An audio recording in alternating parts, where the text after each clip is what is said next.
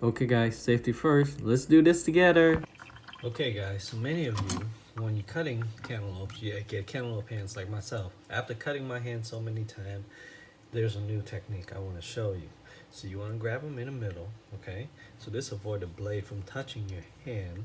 You want to slice them down and try to go halfway, okay?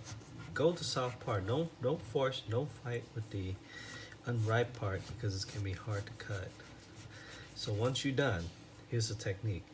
You slide down, and sometimes it's sticky when you pick it back up. What you do, you push a little bit to your right, then that way nothing stick to your knife. You see this?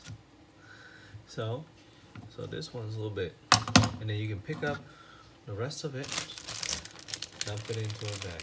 Very simple, very easy, okay? And for some of these who's still stuck, you just kind of gotta go a little bit more. So once again, I'm gonna do a new slice so you can see this. And by the way, to get to see that, just scoop it with a spoon. Alright?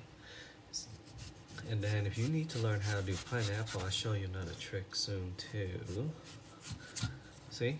Come out like that. See, if I, you see how that gets stick to my knife? If I do this, it won't stick. If I pick my knife straight up, it will stick to my knife. And then, that's it. So another thing is you fold your Ziploc bag inside out like this. It can stand up a little bit easier and stay open so the flap doesn't close on itself. So that's all I have for how to cut cantaloupes and how to put them into a bag without effing up your finger and slicing it away. Okay?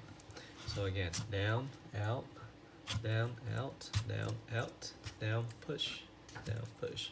Take the whole thing, dump into the bag. Alright?